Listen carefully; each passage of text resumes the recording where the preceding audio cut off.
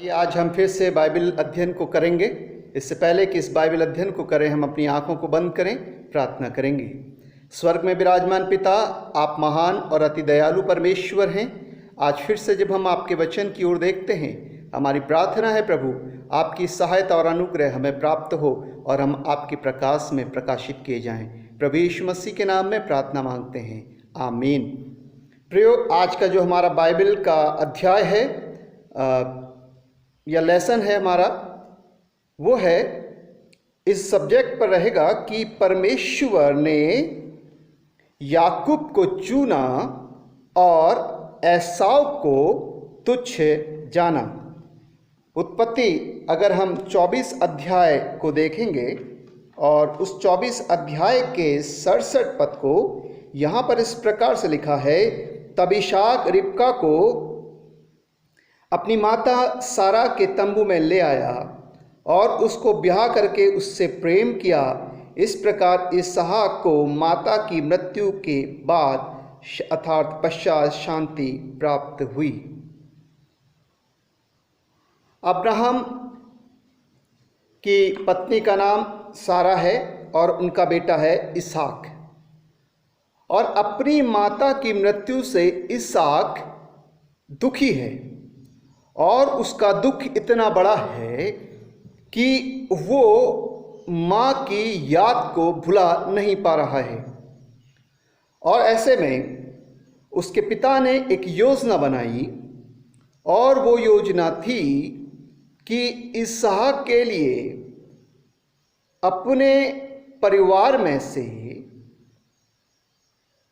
एक लड़की का प्रबंध करें। और इस काम के लिए अब्राहम अपने नौकर को भेजता है। 24 अध्याय में हम देखते हैं, अगर आप पढ़ेंगे तो वो उसके लिए परमेश्वर की योजना और इच्छा में इसहाक के लिए लड़की लेकर आता है, दुल्हन लेकर आता है। और अब इसहाक का विवाह अब्राहम करा देते हैं और इसहाक अपनी पत्नी रिबका के कारण अपनी माता के दुख को भूल गया और जीवन में आशीषित हुआ। प्रिय मित्रों, जीवन में जब कोई दुख आता है, जीवन में जब कोई संकट आता है, तो हम इस बात को सोचते हैं कि ये संकट और दुख हमारे जीवन से कैसे दूर होगा। इब्राहिम ने भी देखा कि इसहाक का ये संकट और दुख कैसे दूर होगा। उसके लिए उसने प्रार्थना की और परमेश्वर की नाम में इसहाक को खुश रखने के लिए प्रबंध किया। जब हम परमेश्वर की इच्छा में कोई कदम उठाते हैं तो वो कदम आशीष का कारण और माध्यम बनता है, जैसे कि इसहाक के लिए बना इब्राहिम का वो कदम जिसके कारण इसहाक को रिबका नामक पत्नी प्राप्त हुई। काफी लंबा समय हो गया, अभी भी इनकी कोई संतान नहीं हुई, इसहाक और रिबका की। और इसलिए उत्पत्ति अगर हम 25 अध्याय पढ़ेंगे, उसका 21 से 23 पद में यहाँ पर इस प्रकार से लिखा है, मैं आपके लिए पढ़ना चाहूँगा। इसहाक की पत्नी बाँस थी, इसलिए उसने उसके निमित्त यहोवा से विनती की और यहोवा ने उसकी विनती सुनी। इस प्रकार उसकी पत्नी रिबका गर्भवती हुई। लड़के उसके गर्भ में आपस में लिपटकर एक दूसरे को मारने लगे। तब उसने कहा, मेरी जो ऐसी दशा रहेगी तो मैं कैसे जीवित रहूँगी? और वह यहोवा की इच्छा पूछने को गई। 23 पद देखेंगे। तब यहोवा ने उससे कहा, तेरे गर्भ में 2 जातियां हैं और तेरी कोख में से निकलते ही 2 राज्य के लोग अलग अलग होंगे और एक राज्य के लोग दूसरे से अधिक सामर्थ्य होंगे और बड़ा बेटा छोटे के अधीन रहेगा। प्रिय मित्रों, हम देखते हैं यहाँ पर कि अपनी पत्नी रिबका के लिए इसहाक ने प्रार्थना की और परमेश्वर ने उसकी प्रार्थना सुनी। परमेश्वर ने इसहाक की प्रार्थना क्यों सुनी? क्योंकि परमेश्वर प्रेम करने वाला परमेश्वर है और इसीलिए जो कोई भी परमेश्वर के पास आता है, परमेश्वर उसकी प्रार्थना सुनकर अपनी महिमा उसके लिए प्रकट करते हैं। पहली बात। दूसरी बात ये कि इसहाक परमेश्वर के उपस्थिति में चलने वाला था। वो शाम को रोज मैदान में चला जाता था घूमने के लिए और वहाँ घूमते घूमते परमेश्वर की आराधना और स्तुति किया करता था। उसका जीवन परमेश्वर से लौ लगाने वाला जीवन था और इसलिए परमेश्वर ने उसकी प्रार्थना सुनी है। और जब प्रभु ने प्रार्थना सुनी उसकी, तो परमेश्वर उसे बताता है उसकी पत्नी को, जो कि महसूस कर रही थी कि उसके गर्भ में 2 बच्चे लड़ रहा है कोई, तो परमेश्वर उसे बताता है कि तेरे गर्भ में 2 जुड़वा होंगे और वे जो जुड़वा बेटे ही नहीं बल्कि वो 2 राज्य के समान हैं। और परमेश्वर रिबका को सब कुछ साफ साफ बताते हैं। परमेश्वर से कुछ भी छिपा नहीं। जो बात अभी होने वाली है, भविष्य के गर्त में है, परमेश्वर उसे जानते हैं और उसे बताने की सामर्थ्य रखते हैं, क्योंकि वही परमेश्वर हैं जो सब में सब कुछ हैं और सबके द्वारा सबके जीवन में अपनी आशीष देते हैं। प्रिय मित्रों, हम एक बात आपसे कहना चाहते हैं। आप सोचते हैं कि हम परमेश्वर से कुछ छिपा लेंगे, हम परमेश्वर को क्या पता चलेगा, हैं? चाहे अपना दसवांश हो, चाहे प्रार्थना का समय हो या फिर कोई अन्य बात हो, हम परमेश्वर से छिपा लेंगे, या अन्य ऐसी बातें जो शायद हमें नहीं करनी चाहिए। हम सोचते हैं हम संसार से छिपा सकते हैं, लेकिन हम परमेश्वर से वो बातें नहीं छिपा सकते। परमेश्वर सब कुछ जानते हैं और जैसा आप करते हैं उसके अनुसार आपको परमेश्वर आशीष देने के लिए प्रभु तत्पर हैं। प्रिय मित्रों, हम देखते हैं परमेश्वर ने रिबका को सब कुछ बता दिया और हम देखते हैं परमेश्वर से कुछ छिपा नहीं, और वो जुड़वा बच्चे इसहाक और रिबका से पैदा हुए। अगर हम उत्पत्ति 25 अध्याय उसके 24 पद से लेकर आगे के 26 पद में देखेंगे तो वहाँ पर हमें कुछ इस प्रकार से मिलेगा। जब उसके प्रसव का समय आया तब क्या प्रकट हुआ कि उसके गर्भ में जुड़वे बालक हैं। पहला जो उत्पन्न हुआ वह लाल निकला और उसका सारा शरीर कंबल के समान रोममय था, इसलिए उसका नाम एसाव रखा गया। पीछे उसका भाई अपने हाथ से एसाव की एड़ी पकड़े हुए उत्पन्न हुआ और उसका नाम याकूब रखा गया। जब रिबका ने उनको जन्म दिया तब इसहाक 60 वर्ष का था। प्रिय मित्रों, यहाँ पर रिबका से और इसहाक से रिबका से 2 संतान पैदा हुई इसहाक के लिए। और हम देखते हैं जो पहला बच्चा पैदा हुआ वो था एसाव, जिसका मतलब है कि रुएदार, लाल रंग का रुएदार। और उसका दूसरा भाई अर्थात याकूब जो एसाव की एड़ी पकड़े हुए पैदा हुआ, उसका मतलब है अड़ंगा मारने वाला। प्रिय मित्रों, ये 2 जब यहाँ पर पैदा होते हैं, परमेश्वर ने जो रिबका से कहा था, परमेश्वर यहाँ पर उसे पूरा करता। परमेश्वर ने कहा 2 जाति तेरे गर्भ में लड़ रही हैं, 2 बालक हैं, और वैसा ही हुआ। यहाँ पर 2 संतान पैदा हुई। परमेश्वर जो कुछ कहता है उसे पूरा करता है। हम परमेश्वर की बात पर पूर्ण रीति से विश्वास रख सकते हैं। उत्पत्ति 25:27 से 37 पद में अगर हम देखेंगे, यहाँ पर एसाव द्वारा पहलौठे के अधिकार को बेचने के बारे में वर्णन है। फिर वे लड़के बढ़ने लगे और एसाव तो वनवासी होकर चतुर शिकार खेलने वाला हो गया, पर याकूब सीधा मनुष्य था और तंबुओं में रहा करता था। इसहाक एसाव के अहेर का मांस खाया करता था, इसलिए वह उससे प्रीति रखता था, पर रिबका याकूब से प्रीति रखती थी। एक दिन याकूब भोजन के लिए कुछ दाल पका रहा था और एसाव जंगल से थका हुआ आया। तब एसाव ने याकूब से कहा, वह जो लाल वस्तु है उसी लाल वस्तु में से मुझे कुछ खिला, क्योंकि मैं थका हूँ। इसी कारण उसका नाम एदोम भी पड़ा। याकूब ने कहा, अपना पहलौठे का अधिकार आज मेरे हाथ भेज दे। एसाव ने कहा, देख मैं तो अभी मरने पर हूँ, इसलिए पहलौठे के अधिकार से मेरा क्या लाभ होगा। याकूब ने कहा, मुझसे अभी शपथ खा। अतः उसने उससे शपथ खाई और अपना पहलौठे का अधिकार याकूब के हाथ भेज डाला। इस प्रकार याकूब ने एसाव की रोटी और पकावी मसूर की दाल दी और उसने उसे खाया पिया और उठकर चला गया। यों एसाव ने अपने पहलौठेपन के अधिकार को तुच्छ जाना। प्रिय मित्रों, हम देखते हैं एसाव शिकारी बन गया और याकूब तंबू में रहने वाला शांतिप्रिय और जानवरों को चराने वाला व्यक्ति बन गया।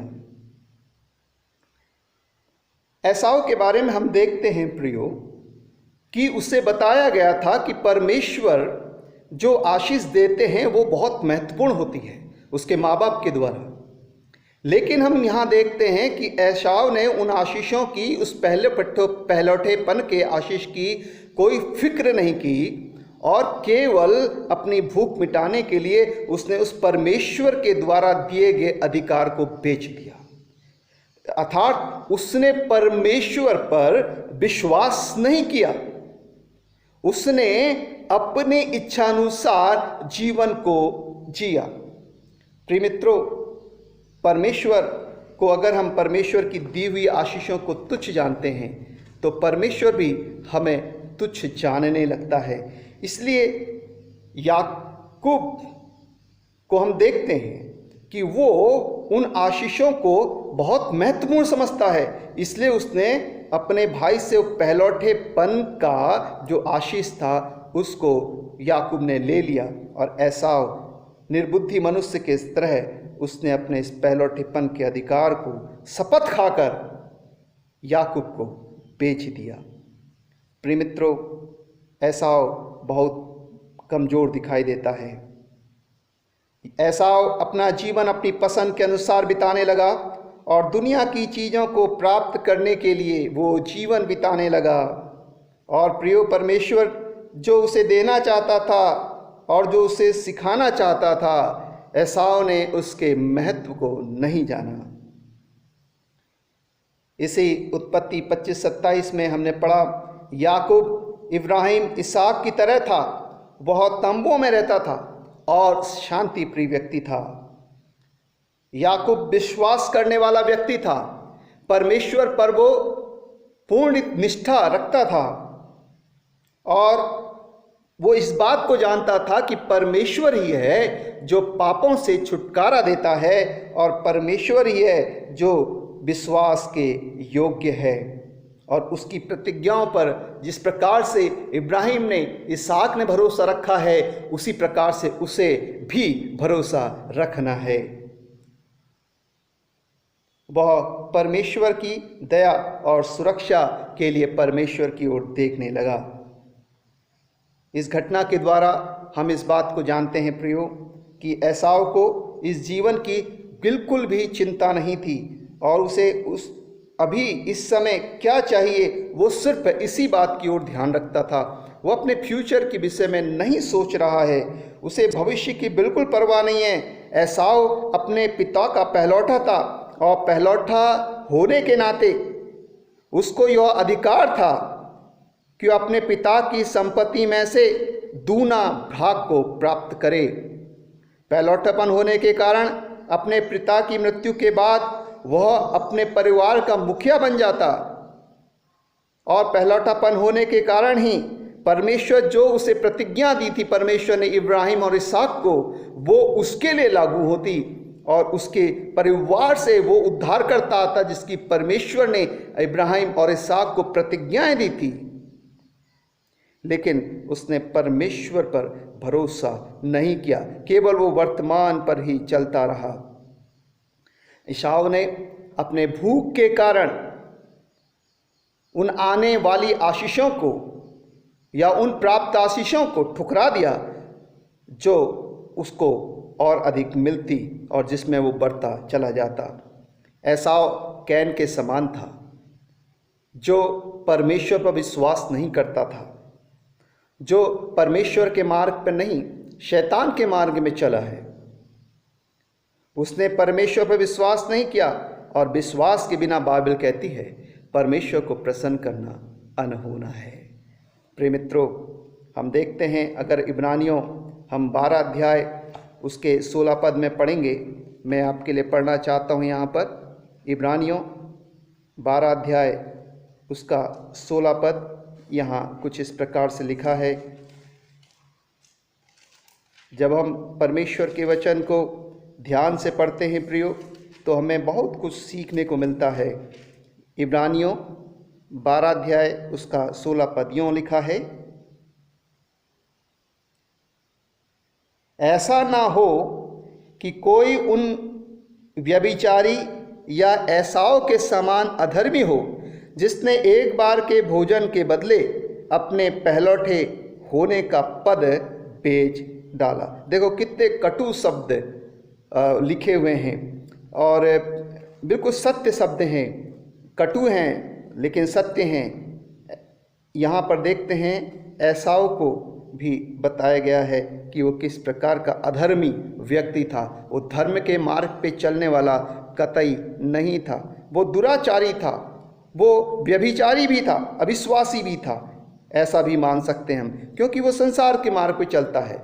व्यभिचार के विषय में उसके विषय में नहीं लिखा है, लेकिन बाइबल कहती है कि परमेश्वर को छोड़ अगर कोई व्यक्ति किसी और पर भरोसा रखता है तो वह व्यभिचार के समान है।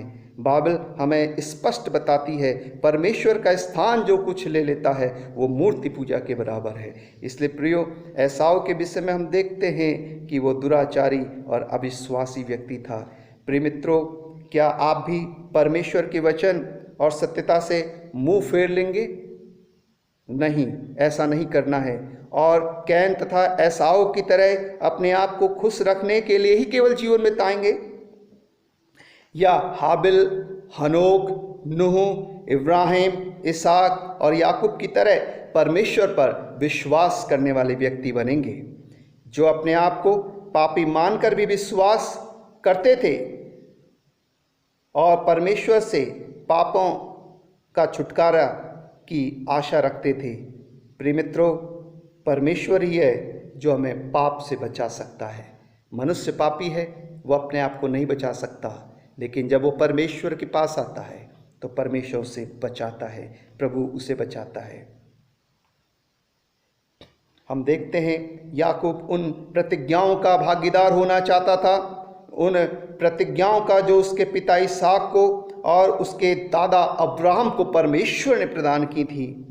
याकूब को एसाव ने पहलौठेपन का अधिकार तो बेच दिया था,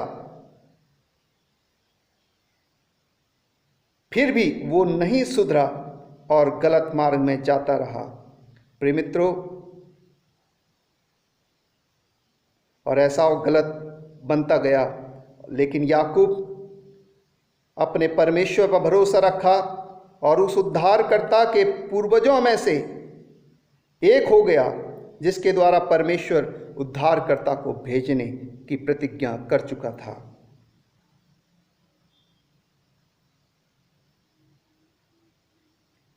जो पहलौठेपन का अधिकार एसाव को मिलना था वो याकूब को मिल गया, और उसने आशीषों के दूने भाग को प्राप्त किया, उद्धारकर्ता के वंशज होने का अधिकार भी प्राप्त किया।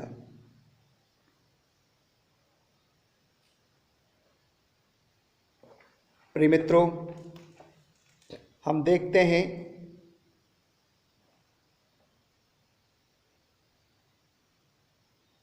उत्पत्ति 27 अध्याय और उसके 42 से 44 पद तक, उत्पत्ति 27 42 से 44 पद तक। यहाँ लिखा है, जब रिबका को उसके पहलौठे पुत्र एसाव की ये बातें बताई गई, तब उसने अपने छोटे पुत्र याकूब को बुलाकर कहा, सुन, तेरा भाई एसाव तुझे घात करने के लिए अपने मन में धीरज धरे हुए है, इसलिए अब हे मेरे पुत्र मेरी सुन और हारान को मेरे भाई लाबान के पास भाग जा। प्रिय मित्रों, हम यहाँ पर देखते हैं याकूब ने पहलौठेपन का अधिकार तो लिया एसाव से भोजन के बदले, और साथ में इसहाक जब मरने पर था उसने कहा कि मैं आशीष दूंगा, पहले मेरे लिए भोजन पका के लाएं।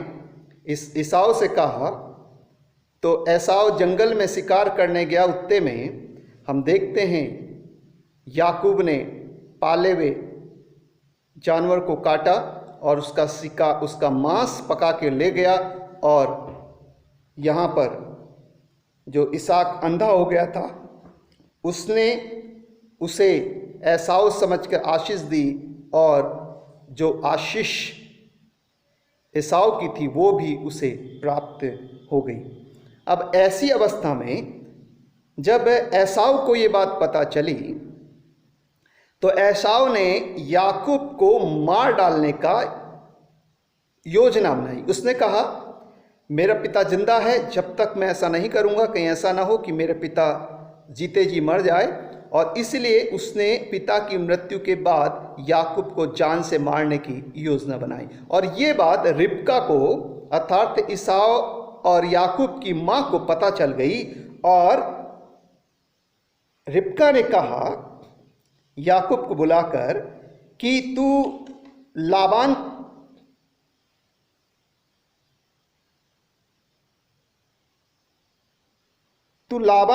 में चला जा, लाबान मेरे भाई के पास चला जा हारान में, ताकि तू इस प्रतिशोध से बच जाए। प्रियो, जिसे परमेश्वर आशीष देता है उसे बचाने के लिए परमेश्वर योजनाएं भी निकालता है। परमेश्वर ने याकूब के उस बात को देखा कि ये मुझ पर विश्वास करता है, और इसीलिए परमेश्वर उसको आशीष दे रहा है और हर बात में बचाता आ रहा है, और अब उसकी जान ना जाए इसलिए भी परमेश्वर ने याकूब को यहाँ पर बचा लिया है। प्रिय मित्रों, परमेश्वर जो है वो अनुग्रहकारी परमेश्वर है। और अब हम देखते हैं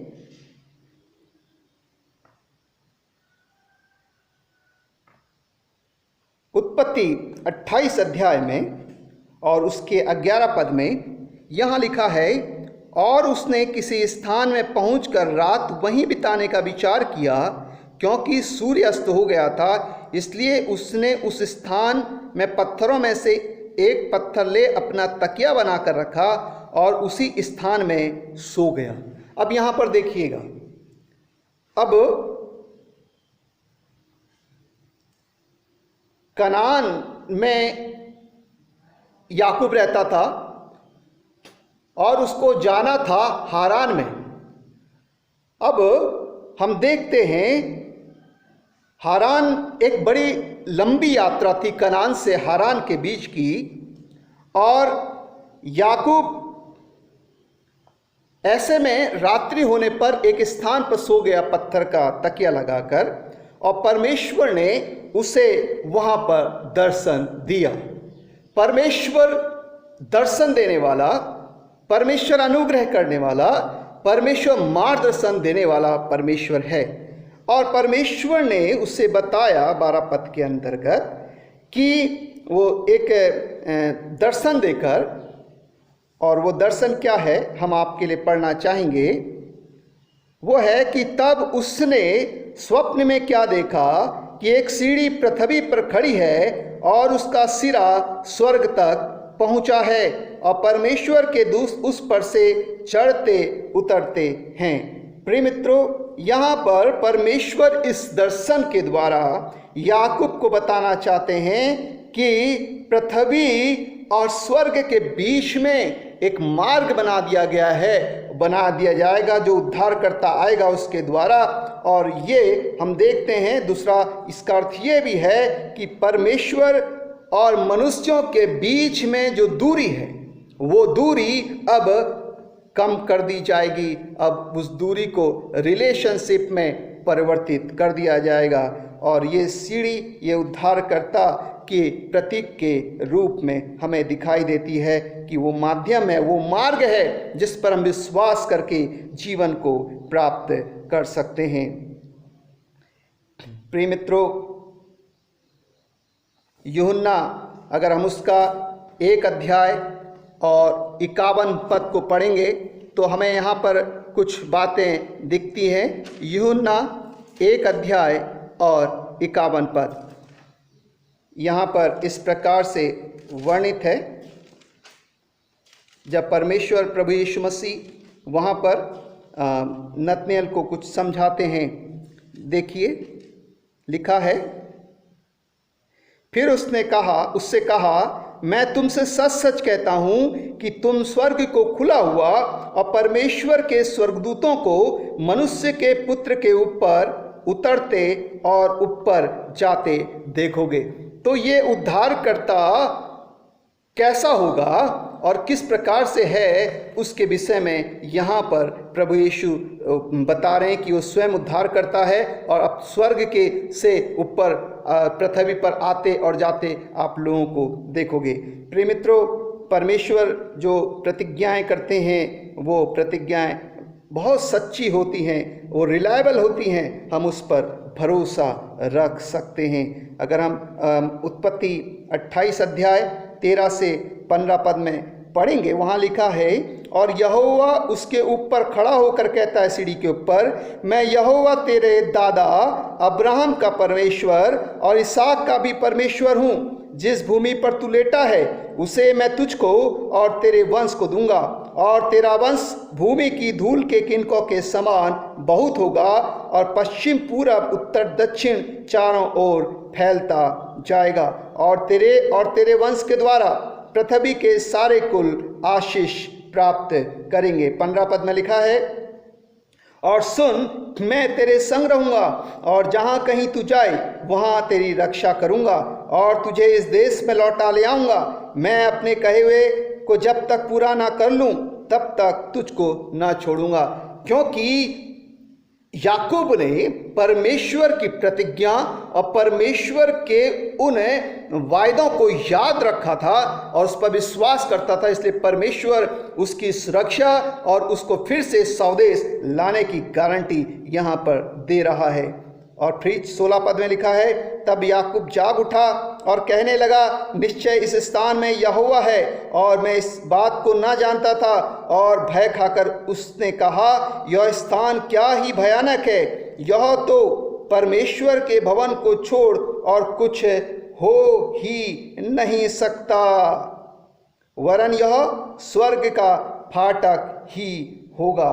प्रिय मित्रों, इस प्रकार से हम देखते हैं कि वो कहता है ये स्वर्ग का फाटक ही होगा। भोर को याकूब उठा और अपने तकिए को पत्थर लगाकर उसका खंभा खड़ा किया और उसके सिरे पर तेल डाल दिया। उसने उस स्थान का नाम बेतेल रखा और उस नगर का नाम पहले लूस था। तब याकूब ने यह मन्नत मांगी, यदि परमेश्वर मेरे संग रहकर इस यात्रा में मेरी रक्षा करे और मुझे खाने के लिए रोटी और पहनने के लिए कपड़ा दे और मैं अपने पिता के घर में कुशल क्षेम से लौट जाऊं, तो यहोवा मेरा परमेश्वर ठहरेगा और यह पत्थर जिसका मैंने खंभा खड़ा किया है परमेश्वर का भवन ठहरेगा और जो कुछ तू मुझे दे उसका 10वां मैं अवश्य ही तुझे दूंगा। यहाँ पर याकूब की परमेश्वर से प्रतिज्ञा बांधने का वर्णन है कि परमेश्वर अगर तू मेरी सहायता करेगा, मेरी रक्षा करेगा, तो मैं क्या करूँगा।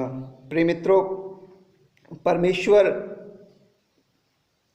दया का धनी परमेश्वर है और परमेश्वर अपने लोगों की सुनने के लिए तैयार रहता है।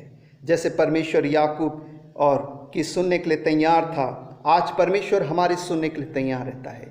यदि हम परमेश्वर से कोई प्रतिज्ञा करते हैं तो परमेश्वर उसे भी पूर्ण करने में विश्वास योग्य और धर्मी परमेश्वर है। प्रिय मित्रों, हम ये भी देखते हैं यहाँ पर कि जब हम इसको देखेंगे, जो हमने अभी पूरे जो अध्याय को हमने देखा था, हम उसको इस रूप में भी समझ सकते हैं। मैं आपके सामने एक इलस्ट्रेशन देना चाहता हूँ, एक उदाहरण देना चाहता हूँ। वो यह है कि एक समय की बात थी कि दो अच्छे मित्र थे। उन दोनों का एक ही शत्रु था और वह शत्रु उनको उनकी मित्रता के कारण बहुत जलन रखता था और उसने यह निश्चय किया कि उनकी इस मित्रता को, जिसका वे दोनों आनंद लेते थे, तोड़ देगा। और ऐसा करने के लिए उनका शत्रु उनमें से एक मित्र के पास गया और उससे कहने लगा कि तुम्हारा मित्र तुम्हारे विरोध में षड्यंत्र रच रहा है, जो तुम्हारा बुरा करना चाहता है। और उसने इस आदमी से कहा कि जो मैं तुम्हें बता रहा हूँ बिल्कुल भी सच है, मेरी बात पर विश्वास कर सकते हो। इस आदमी ने अपने शत्रु की बातों पर विश्वास किया और उस समय से उसने अपने मित्र के साथ रहना छोड़ दिया और उनकी मित्रता पूर्णतः से टूट गई। परंतु जिस मित्र के बारे में शत्रु ने बुराई की थी और झूठ बोला था, वह चाहता था कि उनकी मित्रता फिर से स्थापित हो जाए और वो प्रेम फिर से पुनः बहाल हो जाए।